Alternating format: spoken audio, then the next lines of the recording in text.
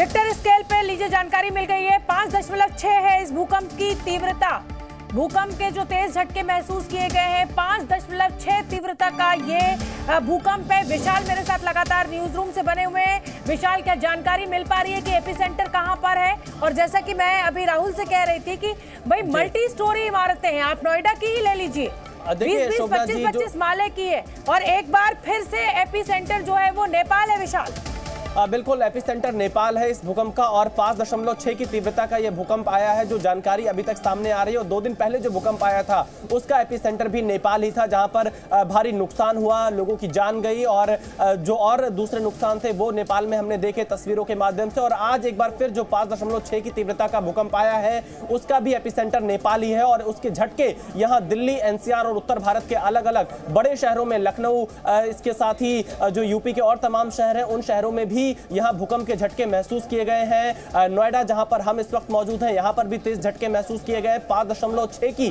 तीव्रता का यह भूकंप यहां पर आया। नेपाल इस भूकंप का केंद्र बताया जा रहा है। हालांकि जो भूकंप का केंद्र है नेपाल, जो वहां का जुमला इलाका है, उस इलाके में अभी इस भूकंप की वजह से कितना नुकसान हुआ है इसकी जानकारी आना बाकी है, क्योंकि 5.6 तीव्रता का यह भूकंप है, तेज झटके महसूस किए गए हैं, तो नेपाल से अभी और ज्यादा जानकारी आना बाकी है। शोभना, बिल्कुल ठीक है विशाल, आप बने रहिए और इस समय की बड़ी खबर, बड़ी जानकारी आपको दे दें। दिल्ली एनसीआर इलाके में तेज भूकंप के झटके महसूस किए गए हैं। रिक्टर स्केल पर ये जो भूकंप के झटके हैं इनकी तीव्रता 5.6 बताई जा रही है। एपिसेंटर इस बार एक बार फिर नेपाल है। बीते शुक्रवार को भी नेपाल ही एपिसेंटर था और पिछले कुछ दिनों से उत्तरी भारत में लगातार भूकंप के हल्के बड़े झटके महसूस किए जा रहे हैं। कभी ये झटके बहुत हल्के होते हैं, कभी इनकी तीव्रता ज्यादा होती है, लेकिन आज जो झटका महसूस किया गया है रिक्टर स्केल पर, इसकी तीव्रता 5.6 मापी गई है। मैं आपको बता दूं कि जमीन के नीचे प्लेट्स होती हैं और या तो ये प्लेट्स एक दूसरे के ऊपर चढ़ती हैं या आपस में टकराती हैं,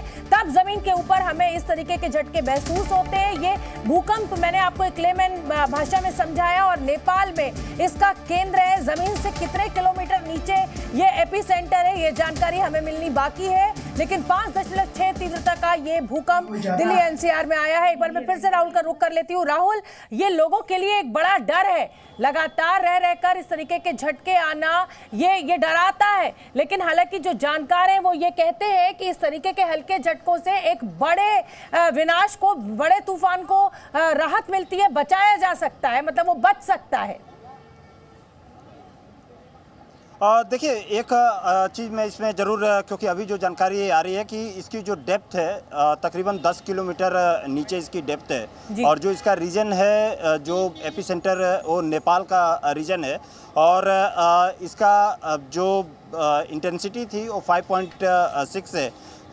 तो डेप्थ यदि कहा जाए कि ज़मीन के नीचे तकरीबन 10 किलोमीटर नीचे ये जो सिस्मिक प्लेट्स की आप बात कर रही हैं, सिस्मिक प्लेट्स में ही जब उसमें या तो खिसकती हैं या एक दूसरे से टकराती हैं तो इस तरीके का भूकंप आता है और ये एक चिंता का विषय भी है। लेकिन यदि छोटे झटके आते हैं तो बड़े झटके को ये ज़रूर, इसकी एक थ्योरी है कि छोटे छोटे झटके जो हैं बड़े झटके को कहीं उसको रोक देती है। लेकिन इसके एक और इतर ये भी चीज़ होती है कि ये छोटे झटके के भी यदि इंटेंसिटी ज़्यादा रहती है तो प्लेट्स यदि एक दूसरे से या तो टकराती हैं या प्लेट्स यदि खिसकती हैं तो इस तरीके के झटके आते हैं। और यदि उसके आसपास, क्योंकि दिल्ली की यदि मैं बात करूं, दिल्ली एनसीआर की यदि बात करूं तो ये सिस्मिक जोन 4 में आता है और ये यदि दिल्ली के लिए भी काफ़ी ज़्यादा एक चिंता का विषय ज़रूर है ये। और जब मल्टी स्टोरेज बिल्डिंग की बात करें या तमाम यदि आप देखें, नोएडा में देखें मल्टी स्टोरी बिल्डिंग्स हैं, दिल्ली में ऑफिसेज की यदि बात किया जाए तो तकरीबन 10 से, बिल्कुल आप ठीक कह रहे हैं। कुछ और अपडेट के लिए एक बार मैं फिर से विशाल पांडे का रुख कर लेती हूँ। विशाल पांडे इस समय न्यूज रूम में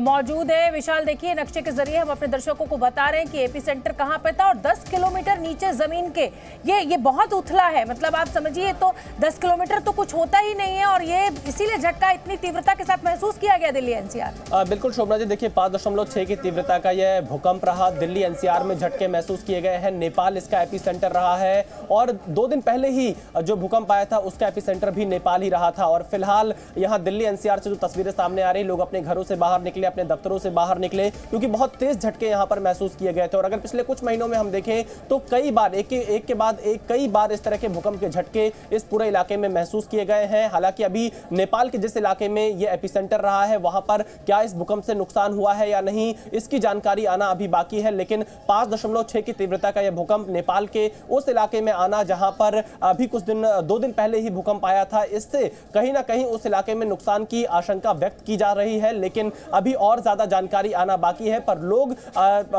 एहतियातन अपने घरों से बाहर इस दिल्ली एनसीआर के अलग अलग शहरों में निकले हैं, खुले क्षेत्रों में अभी भी मौजूद है, क्योंकि आफ्टर शॉक्स भी भूकंप के महसूस किए जाते हैं। इसलिए लोग फिलहाल अपने घरों से बाहर दिल्ली एनसीआर के अलग अलग क्षेत्रों में निकले हुए हैं। बिल्कुल बिल्कुल। और विशाल, ये झटके लखनऊ में भी, उत्तर प्रदेश की राजधानी लखनऊ और आसपास के इलाकों में भी महसूस किए गए हैं।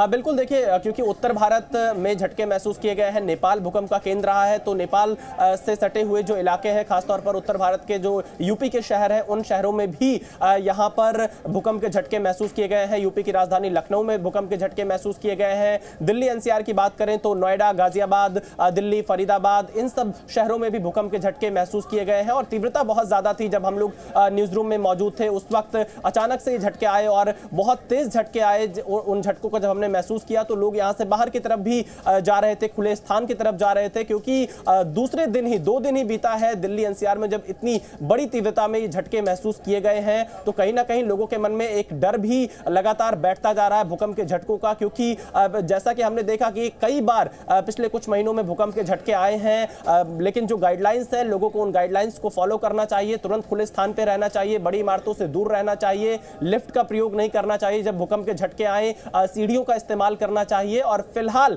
क्योंकि नेपाल इसका केंद्र रहा है, वहां पर क्या कुछ नुकसान हुआ है इसकी जानकारी आना अभी बाकी है।